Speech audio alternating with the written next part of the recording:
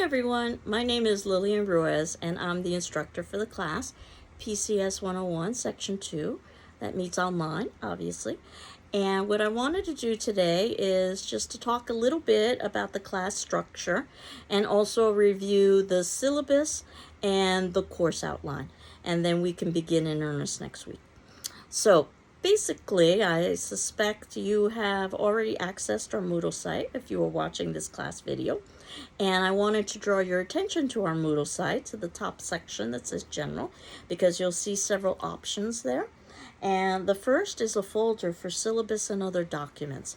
And inside of that folder, you will find the syllabus that I'm going to be talking about today, as well as our course outline, which is a review of what we will be doing over the course of the semester, and any other documents that I would be distributing over the course of the semester, I would let you know about, and that would be in that particular folder.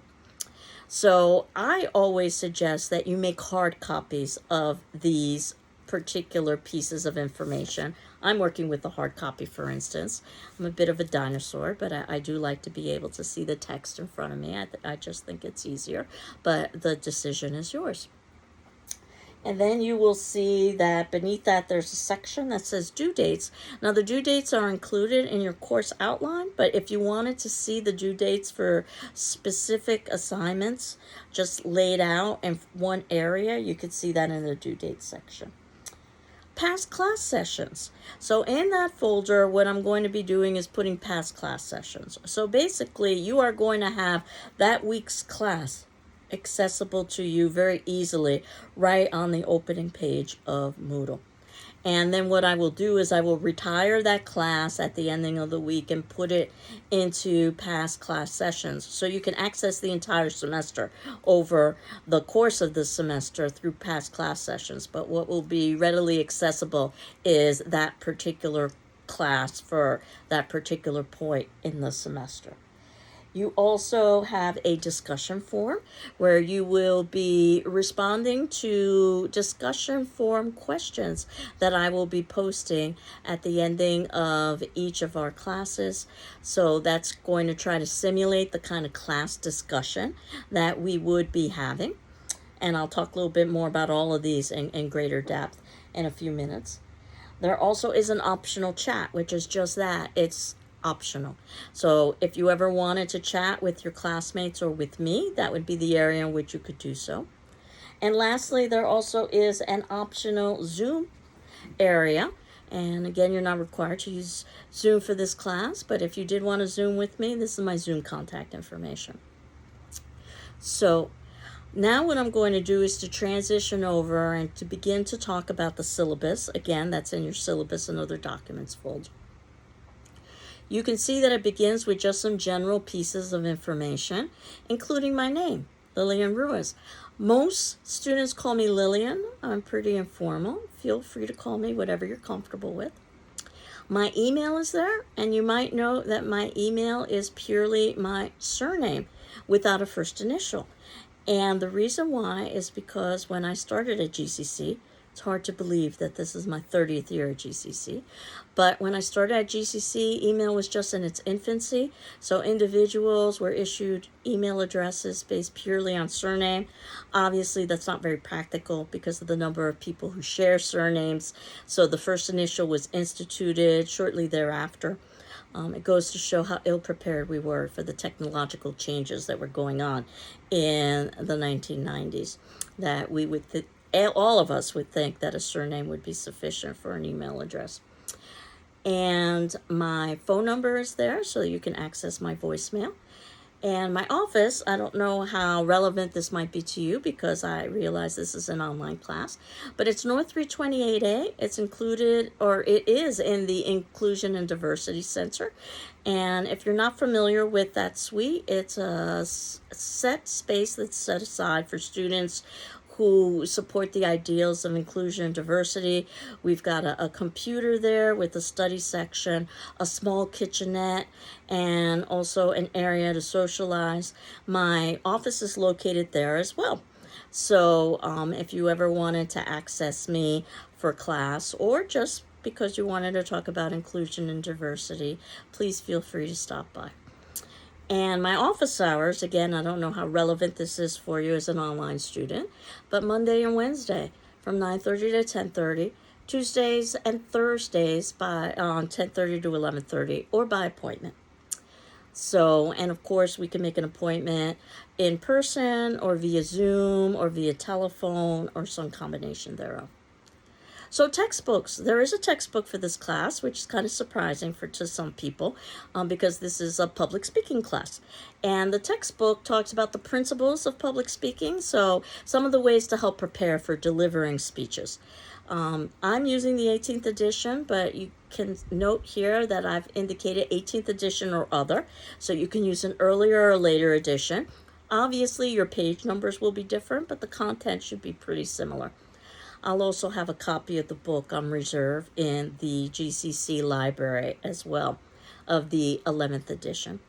And I have a note here that it's assumed that students will have a good dictionary and thesaurus for reference, which I assume you do through your computer, but having access to it and using it are two very different things. This is particularly relevant in English classes. I'm an English teacher by training, but I also teach public speaking classes, and I also teach some media and popular culture classes. So I teach a little bit of everything. So obviously, these are both excellent tools when you are working with language. And of course, giving a speech is different than writing a paper, which we will be talking about. So you don't have to have the same level of precision when you are speaking than when you are writing. But still having a dictionary, not just for definitions, but also for parts of speech and etymology, very useful. And using a thesaurus to offer you synonyms, words with similar meanings, or even antonyms, words with opposite meanings, can be very useful. And I know that this might seem odd as well, a public speaking class online. And I can tell you that prior to COVID, I was very much against the idea of public speaking online, actually teaching online in general. So it was quite the learning curve, I must say, to find out that what we had initially thought would just be a week of online classes because of COVID turned into 2 years of online classes because of COVID. And at the ending of that, I realized that, yes, while I may not necessarily want to teach everything online, definitely online has its place, certainly serves a certain population. And for public speaking, our world has changed, for better or for worse. And the reality is so much of the work that we do now is through Zoom and through video and through electronic means. I myself am a wonderful example of having to transition literally overnight. And luckily that's not our case here. But it always is a very good idea to be comfortable with using technology. And I can tell you that recording yourself is different than just presenting a speech. It takes practice, much like giving a speech does. And you want to think of the camera as a person, as an audience. You want to maintain the eye contact and the level of conversationality. So that's what we are going to be doing in this particular class. So I think there are advantages and disadvantages to taking public speaking in person and also to taking public speaking online. Ideally, you would be able to do both so that you could be able to utilize the skills from both. But our version, at least for this particular section, is online. And again, considering how the world has changed, I think it's incredibly important being able to communicate online. And that's for everyone, not just for the influencers out there. So that's my little soapbox speech. So moving forward to talk about the syllabus again, you'll see there's a section entitled Course Description to remind you what you signed up for. That this class talks about the principles of public speaking as communication, stressing the role of the speaker in the communication process. The course emphasizes the proper preparation, and as we will talk about, it is really all in the preparation, and delivery of speeches. Each student delivers a minimum of 5 speeches and participates in small group activities. And there is a prerequisite for this class, what we call at GCC English Composition 1, which is English 101 or its equivalent, maybe 103 or 105 if you've taken classes in the past at GCC, or concurrent enrollment. So you should either have satisfied this requirement or you are concurrently enrolled, either here at GCC or another institution. So if you feel that you haven't necessarily met those prerequisites, please come talk with me as soon as possible to talk about what your best options are. So student learning outcomes, what should happen as a result of taking this class? That you should be able to improve your oral communication skills. Obviously, we all have oral communication skills. We wouldn't have gotten this far if we didn't. To develop skills and self-confidence in acquiring and presenting information. And we'll talk about both. Sometimes we know what we're going to be speaking about, so it's just a question of presenting it. But other times we need to do research to find out what it is that we are going to be presenting. And then we have to figure out how to best present that research. To apply critical and analytic thinking, it's something that oftentimes is discussed in academia, and it's about really analyzing and interpreting and asking questions. It's something that I've noticed that toddlers tend to do very well. They ask lots of questions, particularly why. Maybe that is the million-dollar question. I've oftentimes said that's the difference between high school and college. High school is about the what, college is about the why, and sometimes there isn't a simple answer either. To achieve a greater understanding of communication in formal and informal settings, that we need to adapt to our audience and to the situation. And then finally, to promote each student's unique sense of voice. You shouldn't try to sound like me or sound like the textbook. You want to sound like you. But again, making sure that you are adapting to your audience and the situation appropriately. So procedures, since this is an online class, how are we going to do this? And I teach both online and in person public speaking. So I try to have them be as similar as possible. So procedures, what I would do and what I am doing is posting a video of myself discussing the class material. So this is the information that I would normally be discussing with you as a class. And I'll be posting that class material at the time in which this class would normally meet in person. That happens to be Thursday at 6 p.m. So you can anticipate that every Thursday at 6 p.m. you will have a class video much like this one. Now I know that I'm making this video accessible for you at the start of the semester because my suspicion is that people are going to want to access the course as soon as the semester begins. But I view this as our video for Thursday at 6 p.m. And honestly, I am going to try to post the videos earlier than Thursdays at 6 p.m. But you should anticipate that every Thursday at 6 p.m. that video is there. So you can think of this class almost as meeting as Thursday at 6 p.m. And then you have a 48-hour deadline to watch that video and to answer its corresponding attendance question, or what I call our attendance question, in our discussion form. This is supposed to simulate what we would have discussed in class if we were meeting face-to-face. It would be a kind of class discussion. So what I'm going to be doing is at the ending of each video is posting a class discussion form question for you to respond to. And that is your quote attendance unquote for the class. So you're not being evaluated in any way for that response. As long as you've made the response, then that's your attendance for that class. And you're not required to respond to the responses of your peers, but you're certainly encouraged to. Much like in a live classroom, you might respond to your peers' responses or you might not. But you are required to read all of your peer responses, and you are required to read my responses in turn because I will respond to all of you. And that will give you a good idea of what we would have done perhaps in a class discussion. So, 48 hours is the deadline, but if you need an extension, please ask me and I will be happy to grant you the extension. So as I had indicated that any additional interaction you have with your classmates in the class discussion forum is participation. And some students I know learn best by participating, others learn best by listening. So you can decide how much or how little to respond to your classmates, but you do need to read all of the discussion forum responses for optimal learning. And then there are some written quizzes over the course of the semester based on the textbook material and the class videos. And those are open book, open notes. And we will discuss them as the semester progresses, but basically there will be 4 quizzes over the course of the semester, basically dividing up the semester approximately into quarters.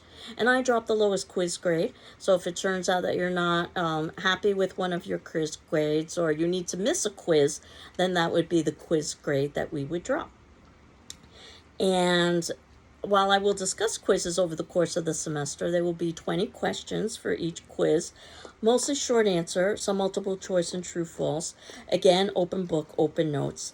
And what I'm going to ask you to do is to submit those quizzes to me via PDF to my email, because that's how my grading program works best. My email being Ruiz, R-U-I-Z, @gcc.mass.edu. And then I'll return the graded quizzes to you. And hopefully the quizzes are more than just an exercise in checking to make sure that you're keeping up with the reading and the class videos, but also that the quizzes are asking questions that are applicable to you when you are putting together your presentations or speeches. And class discussions include things like these, or procedures include things like class discussion on our class attendance form questions, group work, also via class online discussion forums, lectures or mini lectures, that's what these videos are, and of course student speeches, which I'm sure that you probably are most interested in. We have 3 formal graded student speeches with practice consultations for each of those speeches. So I guess you can think of it as 6 components over the course of the semester, in addition to the quizzes and in addition to the discussion forum responses. So basically, your first speech is going to be an autobiographical speech where you will have 5 minutes to basically tell the class a little bit about yourself. So by that point, we would have talked about many of the elements of how to put together a speech and the different directions you could go in terms of putting together an autobiographical speech. We'll also watch some sample autobiographical speeches that are posted on YouTube by individuals who are in no way connected to GCC, but they are students from other institutions, so we can talk a little bit about comparing and contrasting what they've done with what we might want to do with our autobiographical speech. And then our second speech after that will be an informative speech where you will have 10 minutes, twice as much time, to teach the class about something, to give us information about something. And lots of different ways to proceed with that particular speech, as we'll talk about. And then finally, our last speech, the third speech, which will be due at the ending of the semester, will be the persuasive speech, where you're going to try to convince your audience to take a position or take an action or both. And that will be 15 minutes long. So you can see we are gradually increasing the time as the semester progresses. And you will, as I indicated, have practice consultations with me for each of those speeches. And that's just a very informal touching base with me. It could be done via email, though if you prefer, we could do it on the phone or even on Zoom, talking a little bit about how things are going with your speech.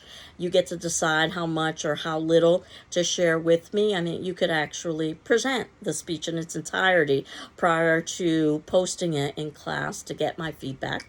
Or you can just tell me what you're planning on discussing very briefly, or something in between. So, in terms of going back to the syllabus and the course requirements, you're expected to complete all reading and writing assignments by the due date and submit those weekly attendance form responses, as well as, of course, watch those weekly class videos that I'm posting. In addition, you'll give those 3 graded speeches with practice consultations for each speech. We'll determine dates, or I'll talk about dates in a few moments. Failure to deliver a speech on the date assigned will result in failure for the assignment. unless the student has unforeseeable, emergency, and justifiable reasons based on the evaluation of the instructor. This is incredibly important in this particular discipline because when you've made a commitment with your audience, a group of people, not just a teacher, but with a group of people to present a speech, because not only will you be posting your speech, but you will afterwards be watching all of the speeches that your classmates posted. So much like we would be doing in a live class. So you want to make sure that you're keeping to the deadlines so that your classmates can watch your speeches in a timely way. And we'll, again, talk a little bit more about deadlines in a few moments. Those periodic quizzes, which I talked about, you'll be submitting via PDF and to my email. And I will drop the lowest quiz grade. And there are 4 quizzes over the course of the semester. Generally, no makeup quizzes, so that in the event that you needed to miss a quiz, that would be the quiz grade that you would drop. Now I'm moving forward on the syllabus, the Institutional Services Disability Statement. That Greenfield Community College values inclusion and equal access to its programs and activities, is committed to fostering an environment of respect and full participation. If you're a returning student to GCC, you probably are aware of this, but I just wanted to draw your attention to it. Our goal is to create learning environments that are equitable, inclusive, and welcoming. So if there are aspects to the instruction or design of this course that result in barriers to your inclusion or accurate assessment or achievement, please notify me as soon as possible. And if you're a student with a disability and you need some sort of reasonable academic accommodation, please contact the Office of Disability Services as soon as possible to discuss your needs and options. And on the syllabus, there's the contact information for that. So under the section entitled Speeches, in this course we'll examine the following principles of speech delivery. So this is what we will be doing over the course of the semester. Number 1, discovering and limiting the topic. I've already given you a general idea of your topic, the autobiographical speech, the informative speech, and the persuasive speech, but we haven't talked about what specifically you will be discussing, and that's something that you are going to have to figure out along with me. Adapting to the audience, number 2. And in some ways, you are at an advantage because your audience is made up of your classmates and me. So already you have some information about us that we are all affiliated with GCC, if nothing else. So we have a certain level of education and a certain level of age and maturity that you might not necessarily be able to count on in a public audience. Gathering the information, and as I indicated, sometimes you know what it is you're going to talk about, and sometimes you don't. You need to do research. But for the third speech, the persuasive speech, you are all going to be required to use 3 outside sources. So to do research and to find a way to incorporate that into an oral rather than a written presentation. Organizing and outlining, perhaps the most important part of the class, is preparing ahead of time. What we see is the delivery, but we don't see all of the preparation ahead of time. Developing an acceptable style, suiting purpose and occasion, so adapting to the environment and to the audience. Practicing and presenting the speech, which is something that you can be doing during our consultations. And of course, uploading your speech and watching the speeches of your classmates. Coping with communication apprehension. Everybody feels nerves, whether they're delivering a speech live or they're recording a speech. And active listening, responding to the speeches of your classmates, as well as some sample speeches that I will be selecting for us to review, again from students not in any way affiliated with GCC. So, you will select the specific things that you'll be talking about with each of these speeches with my assistance. I do need to approve the topic beforehand. That's something that we could talk about in the consultation. Outlines are required for all 3 speeches. And again, that's something we're going to be talking about, that writing an outline for a speech is different than writing an outline for a paper. My suspicion is you might have some experience with writing an outline for a paper, which is good because you've already got a sense of what an outline is, but you'll need to adapt that so that it is something that is useful to you when you are actually presenting, whether it be live or in this instance to a camera. and I'll evaluate the outlines. In the real world, you would never share your outlines with your audience, but again, this is a classroom situation, so I am going to ask that you send me your outlines. And I'm going to evaluate them very informally, just on the checkmark system, where a plus is excellent or good is check plus, satisfactory is a check. That's where most of the evaluations fall. There also is a less than satisfactory, which is a check minus, and an unsatisfactory, a minus. And I'll give you some feedback about ways that I think that perhaps you could improve your outline. But ultimately, the outline is a very personal thing. Your outline should be something that's useful to you in terms of the actual delivery of the speech. And as I indicated, you'll also participate in informal, ungraded practice consultations for each speech. So the class activity and form section talks a little bit about the importance of class activity and discussion, that it can't really be made up. So absences and tardiness will be negatively reflected in what I'm calling your participation grade, and that's the discussion form.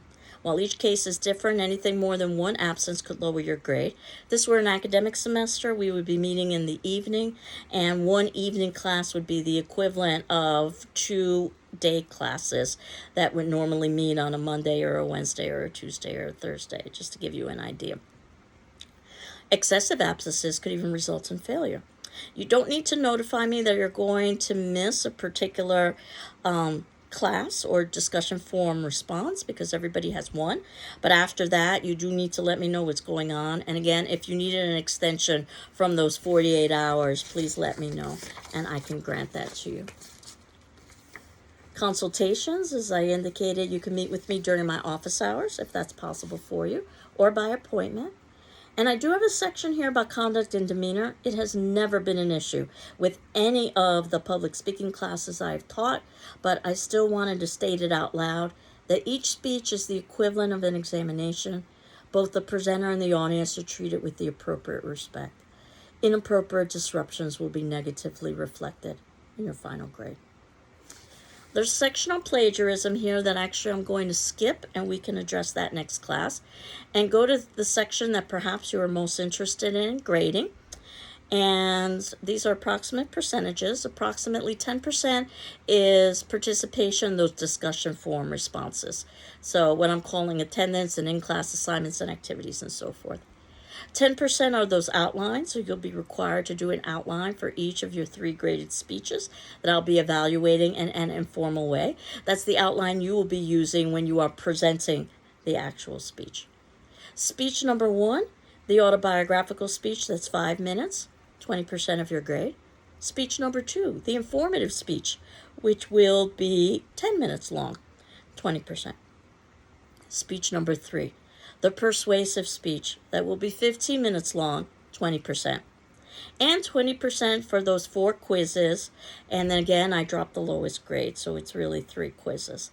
So you can see slow and steady wins the race here. A little piece of everything is incorporated into your grade. For an A being excellent, a good being a B, satisfactory is C. Yes, I'm aware that there are letter grades that follow the C. There also is a D and an F, which I prefer not to discuss, certainly not during the first day of class. We should be focusing on the A, the B, and the C. So I'm going to move to the course outline, and the course outline basically gives you a review of what it is we are going to be doing during the semester and when those things are going to be done. I do have a couple of disclaimers here. Dates and assignments might be subject to change, but by the ending of the semester, we should have done everything. And reading should be completed before the dates indicated, because the dates indicate what I'm going to be talking about when I post a class video. So the assumption is that you've read it ahead of time and that I'm reinforcing for you. So you can see that today is week 1, whether you're watching this on the 7th on Thursday or you happen to be watching it ahead of time. It's the introduction, where I basically review the class and the course outline. And if you're curious as to what today's attendance question is going to be, it's going to be an introduction, where I'm going to ask you on a discussion forum to briefly introduce yourself to your classmates. Feel free to upload things like audio or video or pictures, though not required. But this is what we would be doing in a face-to-face class if we were to continue on after my introduction with the syllabus and the course outline. Is an introduction. And then next week, so by the 14th, and I notice, oh my, I see that there's a problem here with the dates, or at least with the dates that I've got. There's an error here. I have 7/14. That's not quite right. Obviously, it should be 9/14. But Chapter 1, Speech and Higher Education. Chapter 2, Getting Started, and Chapter 3, Critical Listening. I haven't put the page numbers because I'm aware that you might be using a different edition of the text. But my hope is that by next Thursday on the 14th, you will have those 3 chapters read. Though if you don't panic. Certainly, I'm well aware that people are still getting texts and so forth, though I had indicated that you can access this text on reserve at the GCC library. And that said, the titles of the chapters give you an idea of what the content is for those chapters. That we'll talk about the importance of public speaking in higher education. We'll talk about ways to get started with public speaking, and we'll also talk about techniques for listening. By week 3, my hope is that all of you would have gotten the textbook so that you will have read before the 21st, which is the following Thursday, by 6 p.m., which is when a video will be posted, though I'm going to try to post ahead of time. Chapter 7, Organizing and Outlining Your Speech. Chapter 8, Beginning and Ending Your Speech. And Chapter 9, Wording Your Speech. This is when we move forward to week 4. And notice that I put most of the textbook readings up front in our course outline so that you've got this information before you actually begin delivering speeches. So what we will be talking about on week 4, the 28th, will be Chapter 10, which is about delivering speeches, Chapter 4, Public Speaking and Cultural Challenges, and Chapter 5, Understanding Your Audience. So it won't be until October 5th that we have our first quiz, which will be based on the first 3 chapters, as well as Chapter 7 and 8, class videos as well. And this is when you will be also having your practice consultations with me, or what I'm calling practice speeches, so that we can prepare for actually delivering the first speech, where you will be uploading that speech on October 12th. Thursday, speech number 1, the autobiographical speech. And of course, you won't just be uploading. By that point, we'll be talking about you actually watching the speeches of your peers. I'm going to ask you to send me via email brief feedback on all of your peers and their speeches, 1 strength and 1 weakness for each of the speeches. I'll compile all of that and then be able to present that to the class. So on the 19th is when we return back to the textbook, the 19th of October, talking about finding and using supporting material, which could help you with the informative speech, but will definitely be required for the persuasive speech. Chapter 11, using visual media, because for your informative speech, you are going to be required to use an audio or visual. Not required for the first speech, though you might elect to do so, but definitely required for the second. And by that point, we'll talk about how to go about doing that. And we'll talk about informative speeches to help prepare us for our second speech, which is about information, where you will be teaching the audience something. On the 26th of October, we'll have another quiz dealing with some of the earlier chapters. And again, we'll have practice consultations or practice speeches so that you can upload speech number 2, your informative speech, on November 2nd. And of course, after that, you can watch the speeches of your classmates. Again, privately send me a strength and weakness for each of those speeches. I'll compile all of that data, present that to you as a class. On the 9th of November, we finish the textbook. We talk about persuasive speeches and argumentation and critical thinking. On the 16th of November, we have our 3rd quiz, and that's based on previous chapters. And again, another practice consultation of speeches so that we can prepare for speech 3, which we would normally be posting on the 23rd of November. which is a Thursday. But the 23rd of November, that Thursday, is Thanksgiving.